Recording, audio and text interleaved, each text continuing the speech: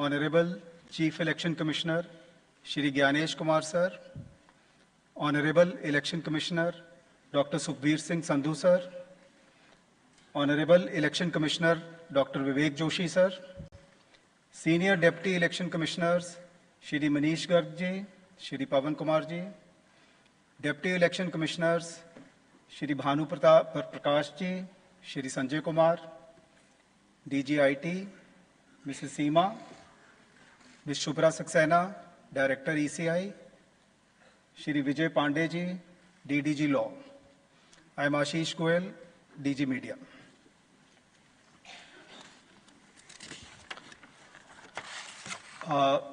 As always, the format of our PC would be, we'll start with the address by the Honorable Chief Election Commissioner, which will be followed by a presentation. That will be followed by a question and answer session. Sir. Honorable Election Commissioner Dr. Sukhbir Singh Sandhu Ji, Honorable Election Commissioner Dr. Vivek Joshi, Election Commission के senior officers, media के हमारे साथी और आपके माध्यम से जुड़े हुए इस देश के सभी मतदाता, आप सबको नमस्कार। आज हम सब स्पेशल इंटेंसिव रिवीजन के दूसरे चरण के रोल आउट के संबंध में आयोजित इस प्रेस कॉन्फ्रेंस में उपस्थित हैं। मैं आप सभी का हार्दिक स्वागत करता हूं। सबसे पहले मैं लोक आस्था और सूर्य उपासना के महापर्व छठ पूजा के इस पावन अवसर पर बिहार के सभी मतदाताओं को हार्दिक शुभकामनाएं देता हूं। आज अस्ताचलगामी भगवान भास्कर को अर्घ्य देने के शुभ दिन पर मैं बिहार के 7.5 करोड़ मतदाताओं को विशेष रूप से नमन करता हूं, जिन्होंने निर्वाचन आयोग पर अटूट विश्वास जताया है और एसआईआर में पूर्ण भागीदारी निभाई और अब इस चुनाव में मतदान करने के लिए उत्साहित हैं। बिहार में एसआईआर के सफल संचालन के बाद आयोग ने देश के सभी 36 मुख्य निर्वाचन अधिकारियों के साथ 2 महत्वपूर्ण सम्मेलन आयोजित किए। इन बैठकों में एसआईआर से संबंधित अनुभवों, तकनीकी प्रगति और भविष्य की दिशा निर्देशों पर भी व्यापक चर्चा की गई। पिछले एसआईआर की मतदाता सूची से मैनुअल भी और तकनीकी तरीके से भी दोनों स्तरों पर मिलान का कार्य लगभग पूरा कर लिया गया है और इसके तैयारी के आधार पर अब चयनित राज्यों में एसआईआर का दूसरा चरण प्रारंभ किया जाएगा। याद रहे, एसआईआर का प्रमुख उद्देश्य है हर योग्य मतदाता को सूची में शामिल करना और अयोग्य को मतदाता सूची से हटाना। आइए अब पीपीटी के माध्यम से आपको विस्तार में एसआईआर के इस फेज 2 के बारे में बताते हैं। जैसा कि आप सबको पता है, एसआईआर का फेज 1 समाप्त हुआ और इस चरण की सबसे बड़ी खूबी यह रही कि बिहार के 7.5 करोड़ मतदाताओं ने बढ़ चढ़कर पार्टिसिपेट किया। 90,000 बीएलओस, सभी 12 राजनीतिक दलों के 1.6 लाख बूथ लेवल एजेंट्स, सब ने मिलकर मतदाता सूची को शुद्ध बनाने का कार्य किया और नतीजा आपके सामने है। 0 अपील्स, अर्थात बिहार की मतदाता सूची अधिकतम शुद्ध मानी जाएगी। अब फेज 2 12 राज्यों में या संघ शासित प्रदेशों में आरंभ होने वाला है। नेक्स्ट।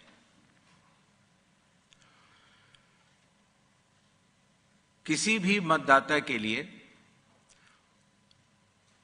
जो उसकी अहर्ताएं हैं वो संविधान के अनुच्छेद 326 में लिखी गई हैं, अर्थात भारत का नागरिक होना, कम से कम आयु 18 वर्ष की होना, उस विधानसभा क्षेत्र का सामान्य निवासी होना और किसी अन्य कानून से उसको डिस्क्वालीफाई न किया गया हो।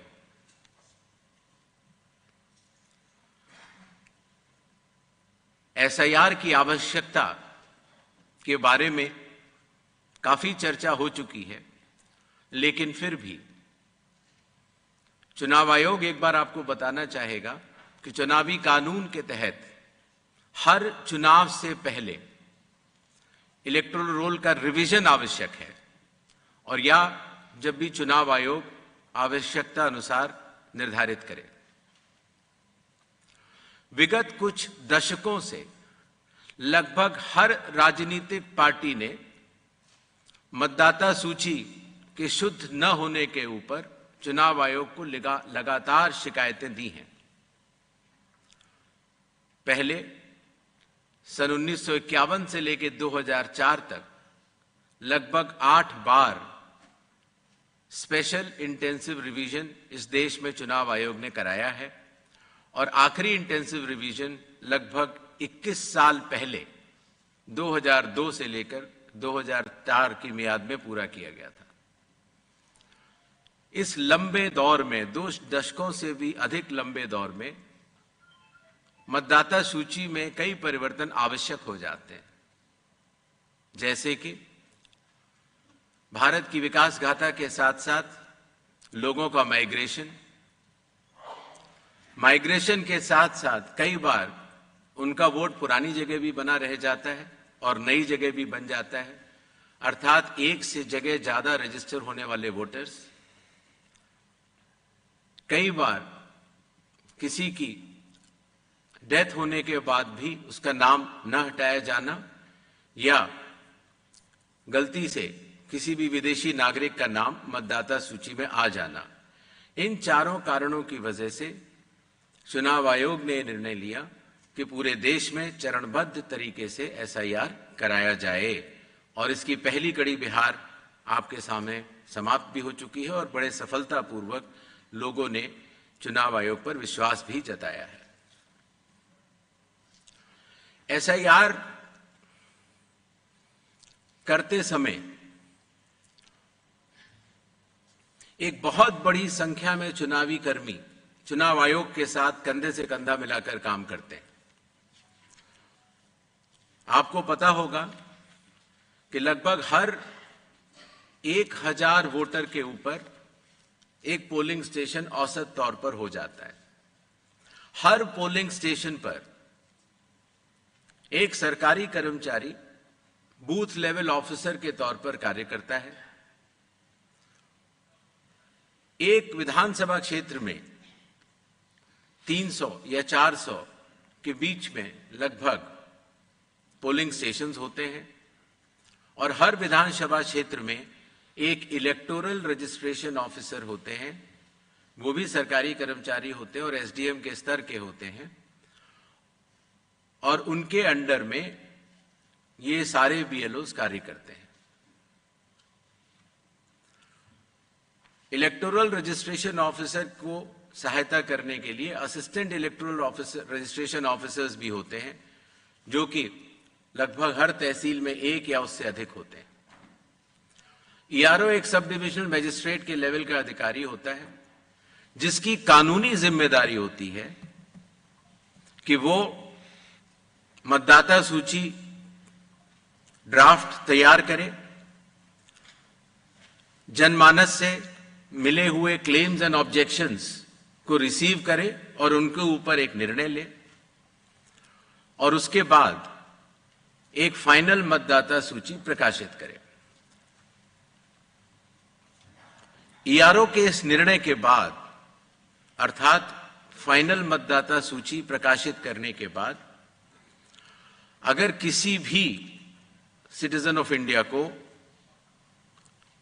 उस विधानसभा क्षेत्र में रहने वाले किसी भी मतदाता को, अगर कोई भी अपील करनी हो तो वो उस जिले के जिला अधिकारी के पास कर सकता है, और अगर वह जिलाधिकारी के निर्णय से भी असंतुष्ट हो तो उस राज्य के चीफ इलेक्टोरल ऑफिसर के पास अपनी सेकंड अपील दायर कर सकता है। यह मैं इसलिए आपको बता रहा हूं कि बिहार में सभी राजनीतिक दलों के साथ मिलकर जब एसआईआर हुआ, उसके बाद जो जिला मजिस्ट्रेट्स के पास अपील आई 38 जिलों में, वह शून्य थी। अर्थात ईआरओ और इलेक्टर्स ने मिलकर और बूथ लेवल एजेंट्स ने मिलकर बहुत ही अच्छा काम किया।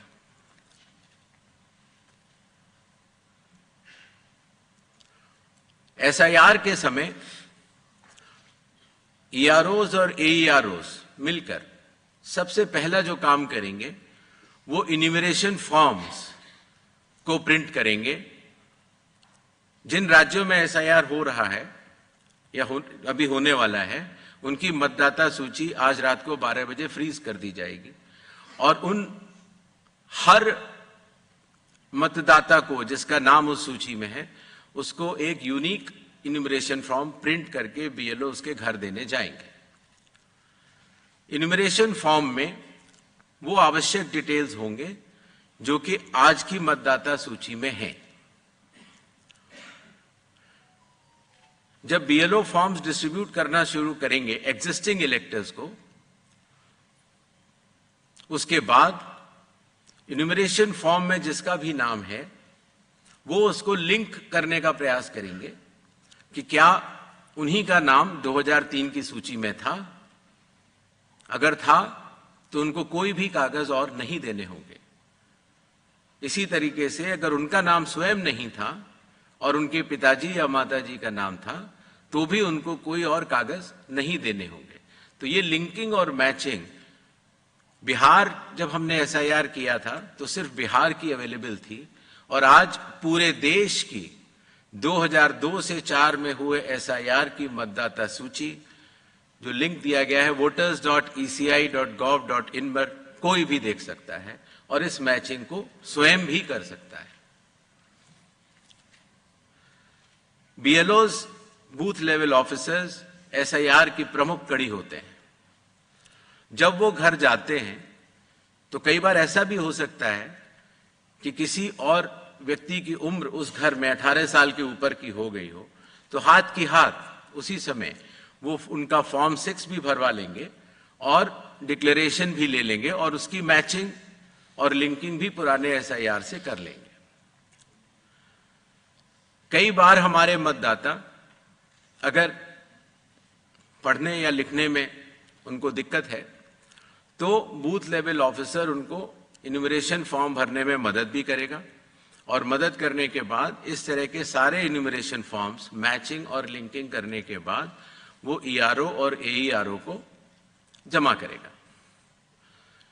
कई बार एक बार जब बूथ लेवल ऑफिसर घर जाता है तो या तो कुछ मतदाता अवेलेबल नहीं होते या कहीं गए होते हैं, और या उनको मैचिंग या लिंकिंग करने में कोई समय लग रहा हो, तो ऐसे केस में बूथ लेवल ऑफिसर्स दूसरी बार भी जाएंगे और तीसरी बार भी जाएंगे। 3 बार हर बीएलओ हर घर जाएगा।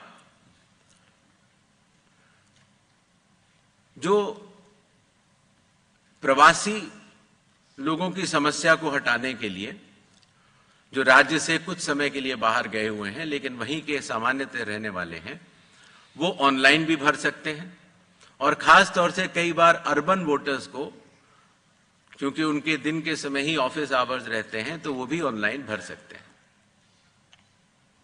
बूथ लेवल ऑफिसर का यह भी कार्य होगा कि जब वो इन्यूमरेशन फॉर्म देता है तो इन्यूमरेशन फॉर्म दस्तखत करके मतदाता को वापस भी करना होता है। तो अगर मतदाता की मृत्यु हो चुकी हो, या वो स्थायी रूप से प्रवास कर चुका हो, या वो एक से जगह ज्यादा रजिस्टर हो गया हो, तो वो उस जगह दस्तखत नहीं कर पाएगा, और ऐसे लोगों की शिनाख्त करना भी बीएलओ की जिम्मेदारी है। एक बात मैं फिर कहना चाहता हूं कि जो मतगणना वो इन्यूमरेशन फॉर्म की जो फेज होगी उसमें किसी भी व्यक्ति से किसी और कागज की आवश्यकता नहीं होगी, बस उन्हें अपनी मैचिंग या लिंकिंग दिखानी होगी कि 2003 में किसके साथ है। नेक्स्ट,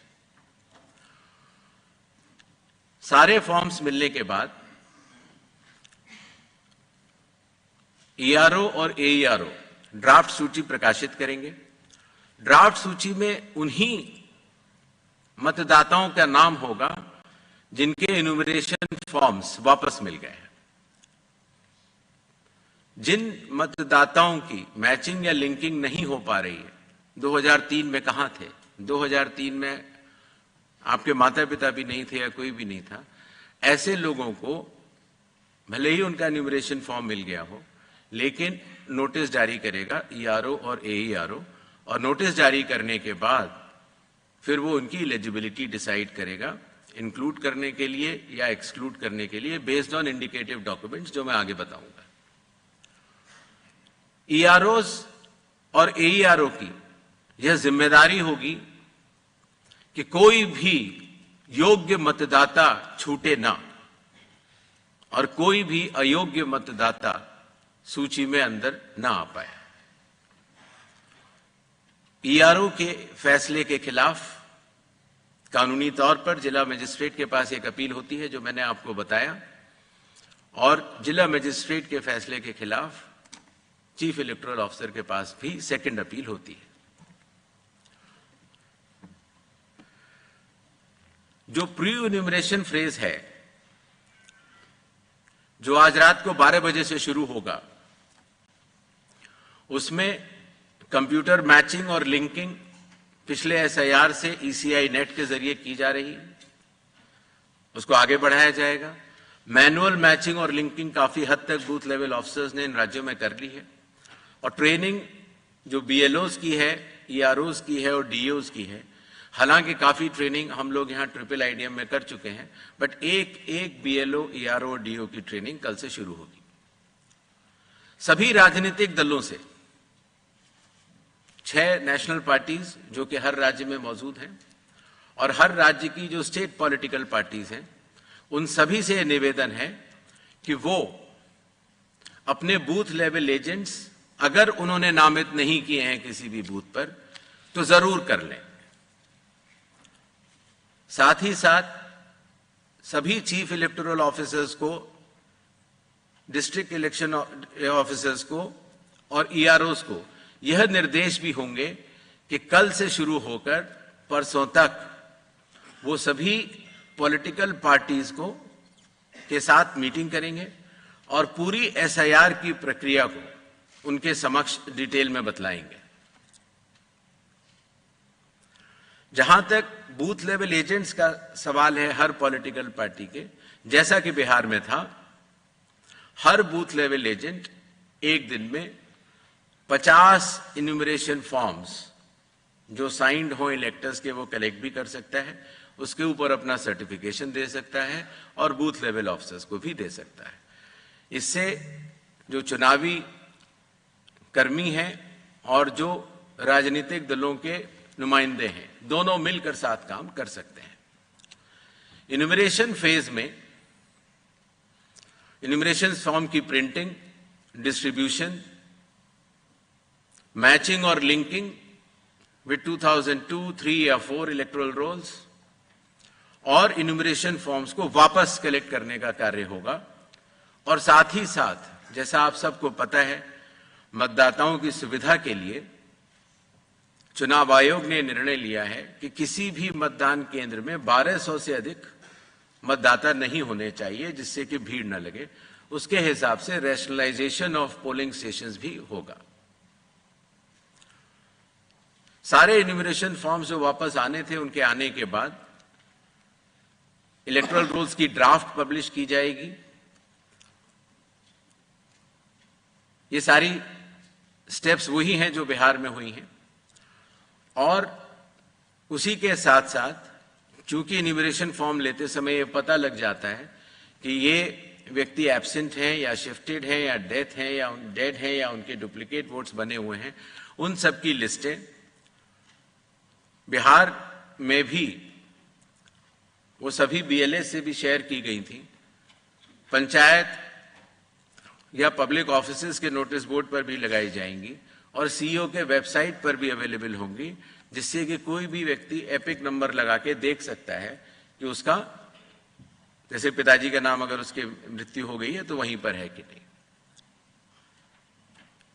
ड्राफ्ट सूची पब्लिश होने के बाद जिन लोगों की मैचिंग या लिंकिंग 2003 या 2 या 4 से नहीं हो पाई है, उनको ERO नोटिस जारी करेंगे। नोटिस के बाद हियरिंग होगी और हियरिंग में जो भी इंडिकेटिव डॉक्यूमेंट्स हैं उनको चेकिंग किया जाएगा और ERO ये भी उनसे पूछेगा कि 2003 में आप कहां थे या आपके माताजी पिताजी कहां थे, जिससे अगर लिंकिंग नहीं भी हो पाई है तो वो भी कर पाए। साथ ही साथ क्लेम्स एंड ऑब्जेक्शंस का पीरियड भी शुरू हो जाता है, तो किसी व्यक्ति का, योग्य व्यक्ति का अगर नाम छूट गया है तो अपना क्लेम वो जमा कर सकता है इंक्लूजन के लिए, फॉर्म 6 भर सकता है डिक्लेरेशन के साथ, या ऑब्जेक्शंस भी दे सकता है फॉर्म 7 में, या कई बार उसके नाम में अगर गलती हो या किसी और एंट्री में अगर गलती हो तो फॉर्मेट भी दे सकता है। तो ये क्लेम्स एंड ऑब्जेक्शंस रिसीव का पीरियड होता है जो कि किया जाएगा, बिहार में भी किया गया था, और उसके ऊपर EROs अपना निर्णय लेंगे। ये कार्य पूर्ण होने के बाद फाइनल रूल्स पब्लिश होंगे और उसके बाद 15 दिन का समय जिला मजिस्ट्रेट के पास फर्स्ट अपील देने का और उसके बाद CEO के पास सेकंड अपील देने का, सभी के पास ये कानूनी मार्ग उपलब्ध होगा।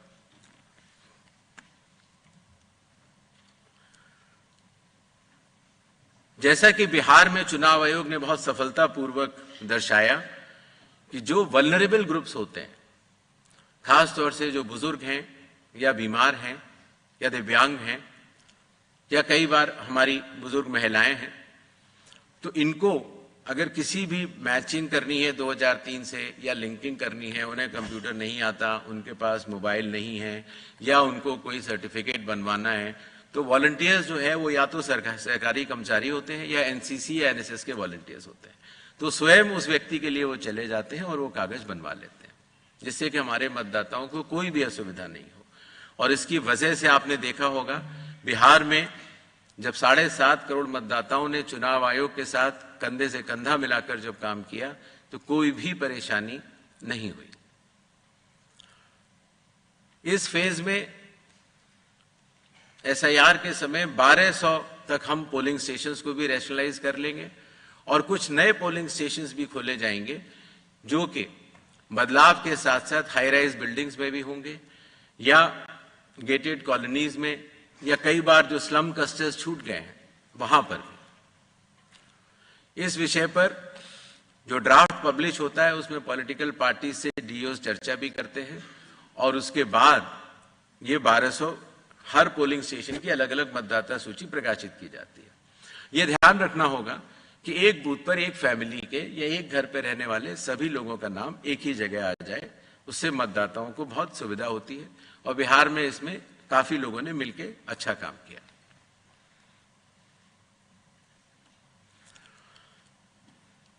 जो बिहार का SIR हम लोगों ने कराया उससे चुनाव आयोग को यह भी समझ में आया कि इन्यूमरेशन फॉर्म में एक छोटा सा परिवर्तन करना आवश्यक है, अर्थात जहां रेड बॉक्स आप देख रहे हैं वहां डिटेल्स ऑफ प्रीवियस SIR है, अर्थात 2003 में अगर आप स्वयं थे तो उसके डिटेल्स भर दें या 2003 में आपके पिताजी या चाचा या कोई भी उस जनरेशन के थे उनका भर दें, जिससे कि मिलान सरल हो जाए।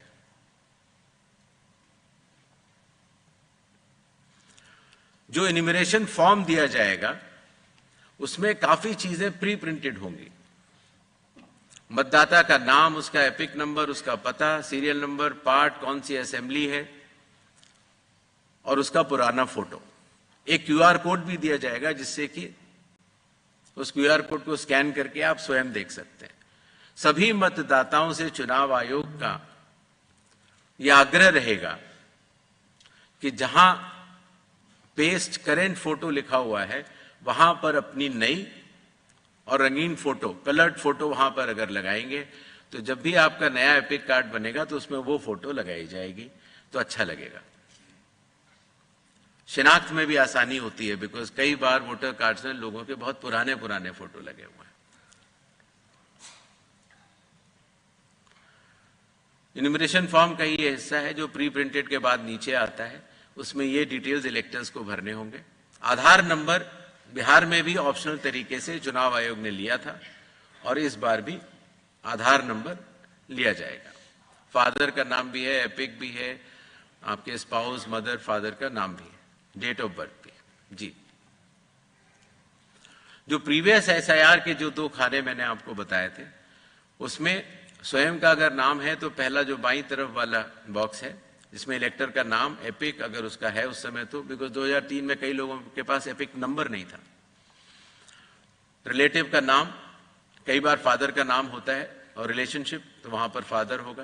किस जिले में है, जैसे ही आप जिला लिख देंगे या स्टेट या एसी लिख देंगे, तो जो सारी जो मतदाता सूची पूरे देश की अवेलेबल है 2003 में, उससे सेलेक्ट करना और उससे मैचिंग करना बहुत आसान हो जाता है। इसी तरीके से अगर आपका नाम नहीं है 2002, 3 या 4 की मतदाता सूची में, तो आप अपने फादर, मदर या जो भी उस श्रेणी के जो रिलेटिव्स हैं उनके डिटेल भर सकते हैं, तो उससे भी ये मैचिंग सरल हो जाती है। क्लेम्स एंड ऑब्जेक्शंस के पीरियड में फॉर्म 7 और फॉर्म 8 की आवश्यकता पड़ती है, और फॉर्म 6 तो खैर चूंकि इन्यूमरेशन फेज में ही इस बार हम कलेक्ट कर ले रहे हैं। बिहार में हम लोगों ने उसको बाद में किया था, लेकिन इस बार हम शुरू से ही कर ले रहे हैं।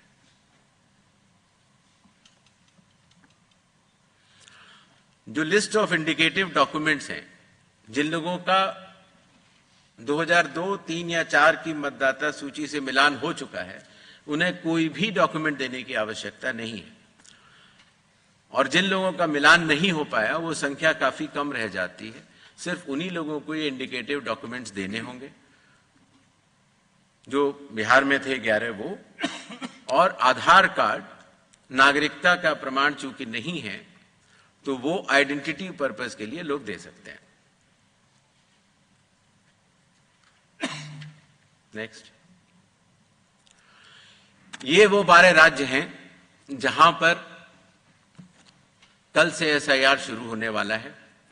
Andaman and Nicobar island union territory, state Chhattisgarh, Goa, Gujarat, Kerala, union territory Lakshadweep, Madhya Pradesh, Puducherry union territory, Rajasthan, Tamil Nadu, Uttar Pradesh, West Bengal, इन 12 राज्यों में कुल मतदाता 51 करोड़ के लगभग हैं। लगभग 5,33,000 बूथ लेवल ऑफिसर्स इस महान कार्य में अपना योगदान देंगे। लगभग 7,64,000 बूथ लेवल एजेंट्स जो पार्टीज द्वारा नामित हैं, वो इसमें अपना योगदान देंगे। और लगभग 10,500 EROs और लगभग 321 कलेक्टर्स, ये पूरी चुनावी कर्मियों की जो टीम है, वो इस एसआईआर की फेज 2 में कार्य करेगी और इसको सफल बनाएगी। शेड्यूल, प्रिंटिंग और ट्रेनिंग का कार्य कल से शुरू होगा और 3 नवंबर तक चलेगा। हाउस टू हाउस इन्यूमरेशन 4 नवंबर से 4 दिसंबर तक। Publication of draft electoral rolls 9 दिसंबर 2025। क्लेम्स एंड ऑब्जेक्शंस का पीरियड 9 दिसंबर 2025 से लेकर 8 जनवरी 2026। जिन लोगों को नोटिस जाएंगे उनकी हियरिंग और वेरिफिकेशन का समय 9 दिसंबर से 31 जनवरी तक होगा और फाइनल इलेक्टोरल रोल्स 7 फरवरी 2026 को प्रकाशित किए जाएंगे।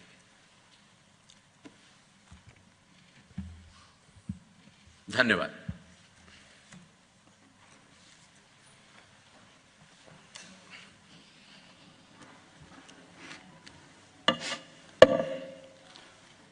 Now we'll start with the question and answer session.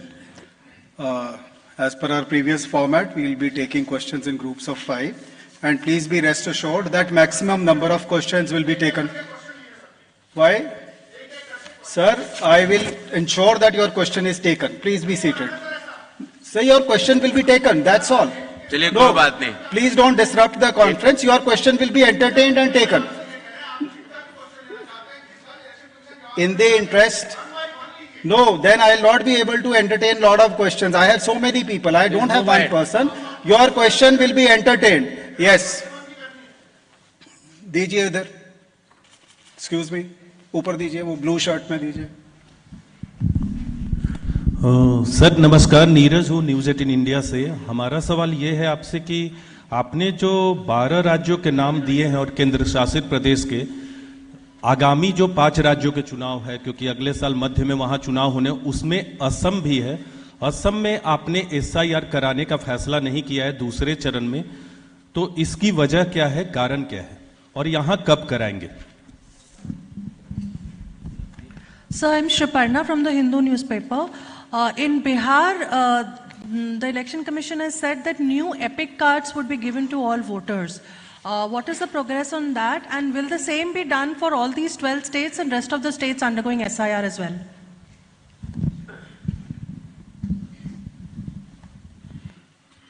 Ji sir, मैं मनीष अग्रवाल नवभारत टाइम्स से. सर, एक सवाल ये है कि अगर मेरा वोट दिल्ली में है और मेरे माता पिता का वोट 2003 या 4 में यूपी या किसी अदर स्टेट में रहा, तो मैं उसका मिलान कैसे करूंगा? मतलब मेरे को तो ये प्रॉब्लम होगी कि मैं वहां से कैसे लूं या कैसा करना होगा. सेकंड इज, इसमें भी सर आधार की आपने बात की कि आधार दे सकते हो, लेकिन जब आधार के साथ हमें डेट ऑफ बर्थ और बर्थ सर्टिफिकेट देना है, तो फिर आधार का मतलब क्या है sir? Thank you.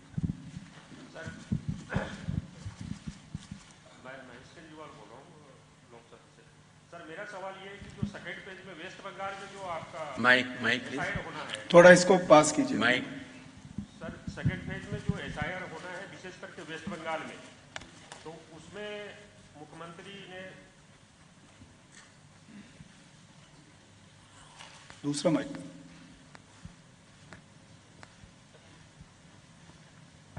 Hello sir, मेरा सवाल ये है कि जो वेस्ट बंगाल में विशेषकर जो SIR होगा, तो उसकी मुखालत काफी समय से CM खुद कर रही है. उसको लेकर जो गतिरोध है आपके और उनके बीच में, तो इसको लेकर क्या कोई विशेष बैठक होगी आपके बीच में?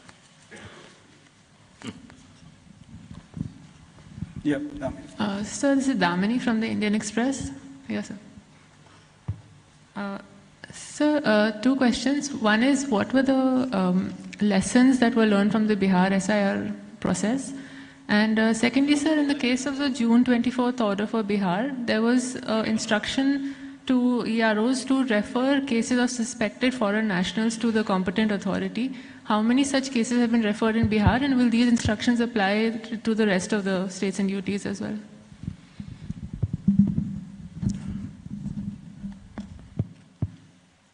आसाम का एक विषय पूछा गया. जैसा कि आप सब लोगों को विदित होगा, भारतीय नागरिकता कानून में आसाम के लिए नागरिकता के लिए अलग प्राविधान है. और दूसरा विषय ये है कि माननीय सुप्रीम कोर्ट की देखरेख में वहां पर नागरिकता की जांच का कार्यक्रम लगभग पूर्ण होने वाला है. ऐसी स्थिति में जो ये 24 जून का SIR का ऑर्डर था, वो पूरे देश के लिए था, वो आसाम पर लागू नहीं होता, और इसलिए आसाम के लिए अलग से रिवीजन के आदेश जारी किए जाएंगे. जहां तक नई एपिक की बात थी, तो जिन लोगों की एंट्रीज में बदलाव हुआ, जिनके एड्रेस में बदलाव हुआ या जिनके पोलिंग स्टेशन में बदलाव हुआ, उन सभी को नए एपिक बिहार में मिले हैं. और इसी तरह से पूरे देश में भी जहां जहां एंट्रीज में परिवर्तन होगा, वहां पर नए एपिक्स मिलेंगे. जो मैचिंग और लिंकिंग का प्रश्न पूछा गया, voters.eci.gov.in पे अगर आप जाएंगे तो आप 2002 2003 और 2004 की मतदाता सूची को स्वयं देख सकते हैं, बीएलओ भी स्वयं देख सकता है। सूची देखने के लिए आपको उसमें सबसे पहले राज्य बताना होगा, फिर आपको जिला बताना होगा, और उसके बाद जिले में वो सर्च की जा सकती है कि मेरा नाम कहाँ है। इसीलिए अगर आप दिल्ली में हैं और आपके अगर माता पिता यूपी के रहने वाले थे, मान लीजिए लखनऊ के रहने वाले थे, तो आपको उधर जाना है यूपी पर, फिर लखनऊ बटन दबाना है, फिर माता पिताजी को वहां सर्च कर लेना है और आपको लिंक का वो बटन दबा देना है। इतनी सरल प्रक्रिया उसको हमारे आईटी डिपार्टमेंट ने बनाई है। जहां तक आधार की बात है, माननीय सुप्रीम कोर्ट ने कहा है कि आधार का उपयोग आधार एक्ट के अनुरूप होगा, और आधार एक्ट के सेक्शन 9 में यह कहा गया है कि आधार डोमिसाइल का या सिटीजनशिप का प्रमाण नहीं होगा।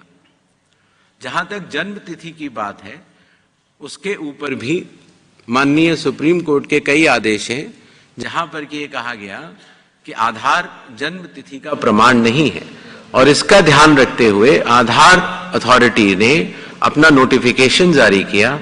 और आज भी अगर आप कंप्यूटर से अपना नया आधार डाउनलोड करते हैं तो उसमें लिखा होता है आधार कार्ड पर ही कि आधार कार्ड न तो जन्म तिथि का प्रमाण है, न डोमिसाइल का, और न कि नागरिकता का। आधार कार्ड आइडेंटिटी का प्रमाण है और ई साइनिंग के लिए भी उसका उपयोग हो जाता है। तो आधार कार्ड के बहुत सारे अन्य उपयोग भी हैं। जहां तक वेस्ट बंगाल की बात है, कोई भी गतिरोध नहीं है। संविधान के अंतर्गत सभी संवैधानिक संस्थाएं अपने अपने दायित्व का पालन करती हैं। Election commission special intensive revision करते हुए अपने दायित्व का पालन कर रहा है, और इसी तरह से राज्य की सरकारें भी अपने अपने दायित्व का पालन करेंगी। जो बिहार में एसआईआर हम लोगों ने किया, और उसमें जो हम लोगों को लगा कि हम मतदाताओं को और सुविधाएं क्या दे सकते हैं, वो मैंने आपको अपनी पीपीटी में बता ही दिया है। और जून 24 का जो ऑर्डर है वो सिर्फ बिहार के लिए नहीं है, वो पूरे देश के लिए है। कुछ एडिशनल इंस्ट्रक्शंस भी जारी होंगे इन 12 राज्यों के लिए। Next round please. सवाल पूछना था आपसे, ये जो आपने लिंकअप किया है एसआईआर में 2002 से 4 के इलेक्टोरल रोल से किया है, क्या वो डेट बहुत पहले, प्लीज वो डेट जो है 23 साल पहले का हो जाता है, तो वो डेट क्या, ऐसा नहीं कर सकते हम कि 1 या 2 इलेक्शंस पहले करें जिससे कि सभी को आसानी हो? सर इधर प्रशांत सर, मैं न्यूज़ 24 से। मेरा सवाल सर 2 छोटे छोटे सवाल हैं, पश्चिम बंगाल को ही लेकर के है कि पश्चिम बंगाल से कई बार ये बात आई है कि वो होने नहीं देंगे एसआईआर। ऐसी सिचुएशन में इस चुनाव आयोग क्या करेगा? और दूसरा कि जिस तरीके से वहाँ पे वोटों का मिलान आप करने की सोच रहे हैं, ये कैसे संभव हो पाएगा? क्योंकि बहुत से ऐसी बातें हैं कि वहाँ पे बाहर से आए लोग आ गए हैं और डॉक्यूमेंट्स उनके लगातार रेडी हो रहे हैं। अगर उनके दस्तावेज मान लीजिए गलत तरीके से बन गए, उसको आप कैसे वेरीफाई करेंगे? संजय शर्मा, आज तक से। Sir, Harsha from Republic TV. Gyanesh sir this side. आपने कहा सर कि कोई गतिरोध नहीं है पश्चिम बंगाल में। सर, बिहार के एसआईआर के वक्त जो श्रंक हुआ था इलेक्टोरल रोल, वो लगभग 6% था सर। लेकिन बिहार के मुकाबले अगर पश्चिम बंगाल देखा जाए तो पूर्व में भी बहुत ही वोलाटाइल स्टेट रहा है। अभी जब से अनाउंसमेंट हुई है पैन इंडिया एसआईआर की, पश्चिम बंगाल खासकर टीएमसी के नेताओं ने कहना शुरू कर दिया है कि there will be blood bath in West Bengal if voters are deleted. तो ऐसे में what will election commission do to counter and restore faith, because West Bengal is different as compared to other states? Sanjay Sharma, Aaj Tak से। Sir, बहुत सारे लोगों का, उन लोगों ने क्वेरी भेजी है कि जिन लोगों के नाम डिलीशन होंगे या हुए हैं, क्या उन सारे लोगों को जिनके कई वोटर लिस्ट में कई जगह नाम हैं या जो लोग स्थायी रूप से पलायन कर गए, क्या आयोग उनको भी नोटिस देकर उनकी रजामंदी लेता है क्या? Sir Ashwini sir this side, Ashwin Kumar Kumar Singh from NDTV. Sir, supreme court में भी ये याचिकाकर्ताओं ने एक सवाल किया था कि डी डुप्लीकेशन सॉफ्टवेयर का क्या उपयोग किया गया था बिहार में, जो नाम 2 जगह रजिस्टर्ड थे, और क्या वो एप्लीकेशन अभी जो एसआईआर का सेकंड फेज शुरू हो रहा है उसमें भी उपयोग किया जाएगा? सर मेरा सवाल है, मैं पीयूष पांडे हूँ, TV9 भारतवर्ष से। सर, आपने 4 कारण इसमें बताए हैं कि फ्रिक्वेंट माइग्रेशन है, उसमें जो चौथा कारण है wrongful inclusion of any foreigner, तो क्या इसकी भी कोई सूची तैयार की जाएगी चुनाव आयोग द्वारा कि कितने ऐसे लोग पाए गए जिनका रॉन्गफुल इंक्लूजन था? जो एसआईआर की जो आपने डेट की बात की, भारतीय नागरिकता कानून के अंतर्गत अगर आप 1 जुलाई 1987 से पहले भारत में अगर पैदा हुए हैं तो आपको भारत का नागरिक माना जाता है। तो जो व्यक्ति 87 या उसके पहले का बॉर्न है, अगर उसमें 18 साल जोड़ देते हैं तो सन आता है 2003, 4 या 5। इसीलिए जिन लोगों का नाम 2003, 2 या 4 की मतदाता सूची में है, उसकी प्रोबेटिव वैल्यू, उसकी एविडेंशियरी वैल्यू कि वो नागरिक है, उसकी कोई जांच करने की आवश्यकता नहीं होती। इसीलिए जो पिछला एसआईआर हुआ था वो वाली तारीखें ली जाती हैं। जहां तक वेस्ट बंगाल की बात एक बार दोबारा उठी है, तो मैं एक बार और स्पष्ट करना चाहता हूं कि संविधान के अंतर्गत हर संवैधानिक संस्था को अपना दायित्व निभाना होता है। आर्टिकल 324 सब क्लॉज 6 के तहत मतदाता सूची तैयार करने के लिए या मतदान कराने के लिए जिन भी चुनावी कर्मियों की आवश्यकता चुनाव आयोग को होगी, वो राज्य सरकार मुहैया करा के डेपुटेशन पर देने के लिए बाध्य है। इसी तरीके से कानून व्यवस्था की जो आपने बात की, वो राज्य सरकार की संवैधानिक जिम्मेदारी है और मुझे इसमें कोई भी संकोच नहीं है कि हर राज्य सरकारें चुनाव आयोग की तरह ही अपनी पूरी संवैधानिक दायित्व का निर्वहन करेंगी और करती रही। जहां तक डी डुप्लीकेशन की बात की, जब एक बार इन्यूमरेशन फॉर्म एक व्यक्ति ने साइन कर दिया और उसका नाम ड्राफ्ट सूची में आ गया, डुप्लीकेशन तभी हो सकता है जब एक व्यक्ति ने 2 बार इन्यूमरेशन फॉर्म साइन किया हो। आपके माध्यम से मैं देश के सभी मतदाताओं को यह बतलाना भी चाहता हूं कि हो सकता है कि आपका किसी पुराने जगह वोट अगर बना रह गया हो तो आपके पास घूमते फिरते वो इन्यूमरेशन फॉर्म भी आएगा, लेकिन आपको सिर्फ और सिर्फ एक इन्यूमरेशन फॉर्म पर ही दस्तखत करके जमा कराना है। इस स्थिति में कोई डी डुप्लीकेशन सॉफ्टवेयर चलाने की आवश्यकता नहीं होती और चूंकि हर व्यक्ति सिर्फ एक इन्यूमरेशन फॉर्म दे रहा है तो उस समस्या का निदान हो जाता है।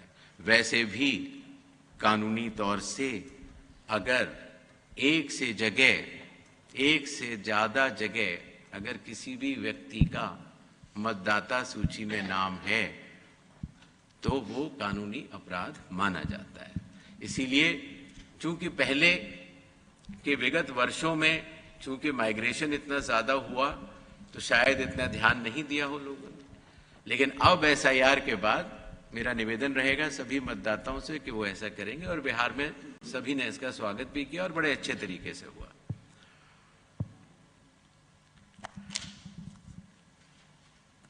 रॉन्गफुल इंक्लूजन ऑफ फॉरेनर्स, कई बार अगर किसी व्यक्ति ने जो कि हमारे देश का नागरिक नहीं है और आने के बाद अगर उसने कुछ कागज बनवा लिए हैं तो आपने नोटिस किया होगा जो हमारी प्रेजेंटेशन थी कि सबसे पहले इन्यूमरेशन फेज में हम ये मिलान करेंगे कि 2002, 3 या 4 में आप या आपके वरिष्ठ जो वंश के लोग थे वो कहाँ थे।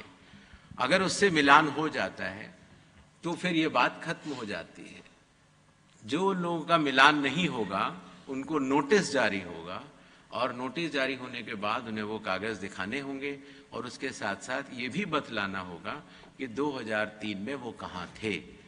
ये करना बहुत आवश्यक है।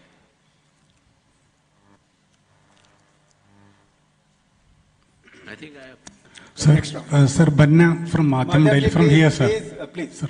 Sir, udhar dijiye. We will take all the questions. No. Sir, we've already answered your question. Please. No, sir, I didn't ask the... CC, sir. Sir, यार आप सर मेरा नाम sir, all political parties from Kerala had demanded to postpone the SIR in Kerala. I am from here, sir. I am Banna from Madhyamam Delhi. All political parties demanded postponement of SIR in Kerala, and Kerala Chief Electoral Officer, he also demanded the postponement. I think he recommended. Even, but you decided to conduct the SIR in this first phase. Sir Gaurav Shrivastava, Times Now Bharat से। Sir सवाल यह है कि चूंकि 12 राज्य हैं और 12 राज्य की परिस्थितियां अलग हैं, क्या स्थानीय तौर पर जो इंडिकेटिव डॉक्यूमेंट्स हैं उनकी कुछ अलग सूची भी रखी गई है राज्यवार क्या, जिससे मतदाताओं को सहूलियत हो, जिनको नए तौर पर जुड़ना हो, जिनका नाम पुरानी मतदाता सूची में ना हो, तो क्या उनके लिए अलग तमिलनाडु के हिसाब से या बाकी राज्यों पुडुचेरी के हिसाब से जो अलग अलग सरकारी आई कार्ड जो है वो इशू किए जाते हैं, उनके आधार पर भी क्या वो अपना नाम जो है वो मतदाता सूची में जुड़वा सकते हैं? सर मैं INS से अखिलेश हूँ। पहली बार जब आपने सर इधर जी सर मैं INS से अखिलेश हूँ। पहली बार जब आपने बिहार में शुरू किया तो काफ़ी राजनीतिक विरोध झेलना पड़ा चुनाव आयोग को। राजनीतिक दल सड़कों पे आए, तमाम आरोप लगाया। आप कह रहे हैं कि अपील 0 थी, इसका मतलब कि क्या राजनीतिक दलों ने गुमराह किया था? और आगे चूंकि आप 12 राज्यों में करा रहे हैं, ऐसी परिस्थितियां ना आए, इसके लिए क्या आयोग कोई गाइडलाइन जारी करेगा? Yes, Sir Vincent from the Telegraph newspaper here, sir. Few questions. One, during the enumeration phase, would electors be allowed to submit their documents if they have them? Two, children whose parents aren't known, orphans and so on, what are the provisions for them to fill up that column where they have asked for the parents thing? And three, finally, in Kerala, there are local body polls which are expected to happen soon. So will you all have staff to do the SIR work? Will there be both level officers who will be available for doing the SIR work? If you could answer. Give it, Vrinda. तो आपने Please. एक सवाल ये आया था कि जो indicative list of documents हैं, जो 11 हैं, जिसमें आधार आइडेंटिटी के लिए 12वें तौर से जोड़ा गया है, ये इंडिकेटिव लिस्ट ऑफ डॉक्यूमेंट्स लगभग सभी सीईओ से चर्चा करके बनाई गई हैं। बट फिर भी जब हियरिंग हो और उस समय ये सिद्ध करना हो किसी को अपनी जांच में कि मैं नागरिक हूं, तो वो कोई और अगर डॉक्यूमेंट देगा तो उसके ऊपर ईआरओ विचार जरूर करेंगे, लेकिन indicative list of document bye and large यही रहेगी। आपको बताना चाहता हूं कि पिछले 2 महीनों से इन सभी 12 राज्यों के चीफ इलेक्टोरल ऑफिसर्स ने और आईटी डिपार्टमेंट ECI नेट के साथ मिलकर जो बैकएंड पर इतनी सारी मैचिंग कर ली है कि अब ये जो SIR जो इन 12 राज्यों में होगा तो काफी सुगम तरीके से होगा। जहां तक केरल की बात है, जैसा कि मैंने पहले कहा था, संविधान के अंतर्गत निर्मित सभी संवैधानिक संस्थाओं को अपने दायित्व का निर्वहन करना होता है। चुनाव आयोग अपने दायित्व का निर्वहन कर रहा है और मैं मानता हूं कि संविधान सभी संवैधानिक संस्थाओं के लिए सर्वोपरि होता है।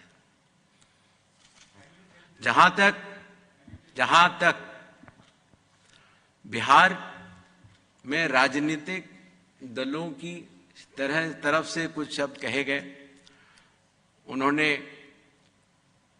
एसआईआर का विरोध राजनीतिक दलों ने किया होगा, ऐसा चुनाव आयोग नहीं मानता, क्योंकि जमीनी स्तर पर 1.6 लाख बूथ लेवल एजेंट्स ने सक्रिय तौर से बूथ लेवल ऑफिसर्स के साथ और मतदाताओं के साथ मिलकर काम किया। अकेले बूथ लेवल एजेंट्स नहीं, हर जिले में राजनीतिक दलों के जो जिला प्रेसिडेंट्स थे, उन्होंने भी सक्रिय तौर से अपना योगदान दिया। इसी तरीके से राज्य स्तर पर भी सीईओ के साथ मिलकर सभी राजनीतिक दलों ने इसका स्वागत भी किया। हम लोग जब बिहार गए थे तो सभी राजनीतिक दल हमसे मिले भी थे और सबने ये बात हम लोगों से कही। अब जहां तक पॉलिटिकल स्टेटमेंट्स की बात है, उनके ऊपर चुनाव आयोग टिप्पणी नहीं करता है।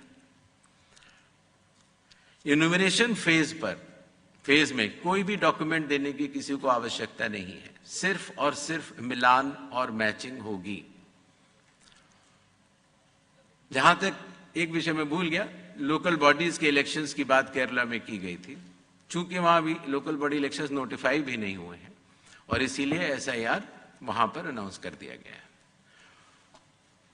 और जहां तक स्टाफ की बात है, तो ये बात स्पष्ट होनी चाहिए कि चुनाव आयोग को मतदाता सूची या मतदान कराने के लिए जितने भी स्टाफ की जरूरत होती है, वो राज्य सरकारें संविधान के अनुच्छेद 326 सब क्लॉज 6 के अंतर्गत देने के लिए बाध्य होती हैं और संविधान का सम्मान सभी संवैधानिक संस्थाएं करती भी हैं।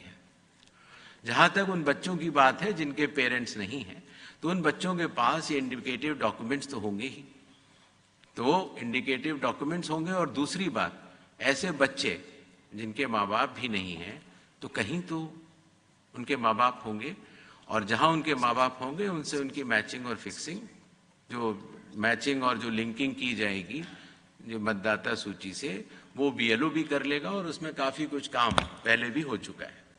Next Vrinda.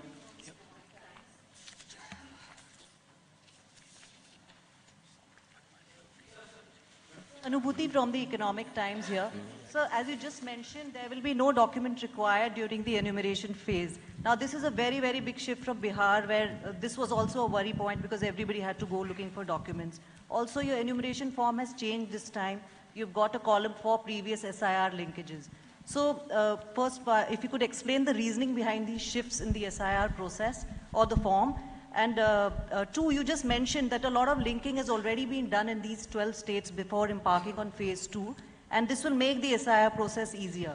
Would it mean that the Election Commission was not adequately prepared when it launched the SIR in Bihar? Sir, I'm Ruben from Malayalam Manorama newspaper. So here. So my question is also regarding the local body elections in Kerala. There is a confusion. Actually, the local body election is due. As per your schedule, SIR will go along with the local body election at the time of the process will be at the time of local body election, as it is due in November or December. So how has will the notification been issued? How will you, has the notification been issued? Okay. How will you manage the conflict regarding the local body elections? There is no conflict. So has there been any demand? Arunima from CNN News 18, sir. Has there been any demand to provide security to the booth level workers in West Bengal? Has central security, has any such demand come to you? Is it possible to grant such a security? So Vrinda from Hindustan Times, my question is that you said that deduplication wouldn't be required because even with people holding 2 voter ID cards, they'll have to fill just one enumeration form and they should be filling one enumeration form. I didn't get your question. So you said that deduplication wouldn't be required because of SIR process pan-India. So with regards to that, do you think that the problem where an individual holds 2 voter ID cards or EPIC cards, will that get resolved because of SIR? And secondly, adding to Anubhuti's question, you mentioned 2 big changes from Bihar SIR and now pan-India. So are there any more changes and can you give more information on that? Yes sir, I am here please. Mukesh Kumar Singh मेरा नाम है, मैं एक freelance journalist हूँ। एक चीज़ देख रहे हैं सर हम लोग कि जो कैंडिडेट्स हैं, आप जैसे ये इंश्योर करना चाहते हैं कि जो भी एलिजिबल वोटर हो उसको उसका वोटिंग राइट मिले, उसी तरीके से जो भी एलिजिबल कंटेस्टेंट्स हैं चुनाव में, हम ये देखते हैं कि स्क्रूटनी के बाद जिन लोगों का नॉमिनेशन किसी रीजन से रिजेक्ट होता है। कंडक्ट ऑफ इलेक्शंस के ऊपर ये पत्र वार्ता नहीं है। कंडक्ट ऑफ इलेक्शंस के ऊपर जो भी निर्णय लेना सर, आप मेरा सवाल सुन लें, अगर आपको लगता है कि इसका मैंने जवाब नहीं दे देना दिया। तो ना दें। कंडक्ट ऑफ इलेक्शंस के ऊपर पब्लिक कॉन्फ्रेंस नहीं होती। चल, मर्जी आपकी सर। यस पूनम जी। सर, मैं पूनम हूँ अमर उजाला से। मेरे 2 प्रश्न हैं। पहला प्रश्न है कि अभी जो 12 राज्यों में SIR होगा, क्या 12 दस्तावेजों के अलावा अन्य दस्तावेजों को भी शामिल किया जाएगा?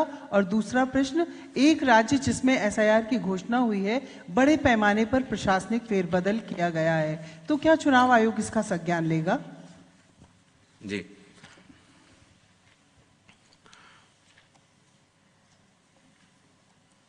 जो BLOs की सिक्योरिटी से संबंधित एक विषय उठाया गया,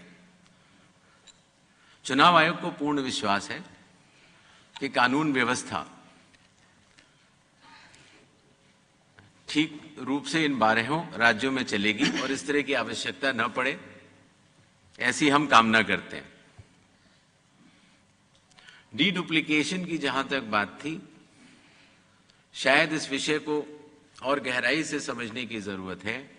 एक व्यक्ति का एक इन्यूमरेशन फॉर्म प्रिंट होता है और वो व्यक्ति अगर उस इन्यूमरेशन फॉर्म पर दस्तखत करता है, उसको BLO वेरीफाई करता है, तो उसका नाम ड्राफ्ट लिस्ट में आ जाता है।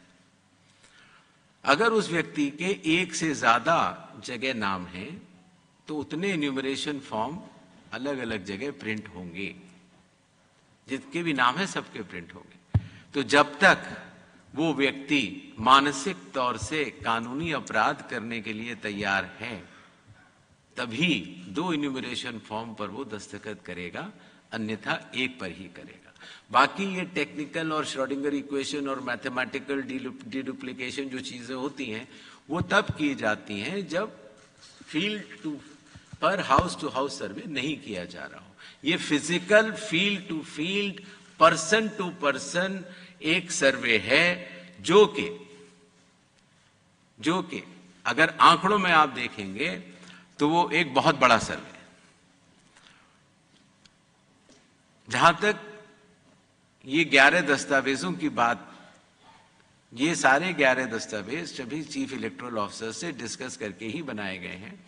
और अगर हियरिंग के समय कोई ऐसा दस्तावेज अगर कोई व्यक्ति देता है जिससे कि ये प्रमाणित हो जाता है कि वो भारत का नागरिक है, तो स्वाभाविक तौर से उस दस्तावेज को ERO नजरअंदाज नहीं करेंगे। प्रशासनिक फेरबदल SIR अनाउंस करने से पहले हर राज्य सरकार का अधिकार है और वो प्रशासनिक फेरबदल कर सकती है। अगर SIR के अनाउंसमेंट के बाद भी अगर उन्हें कोई प्रशासनिक फेरबदल करना होता है तो चुनाव आयोग की उन्हें परमिशन लेनी होती है।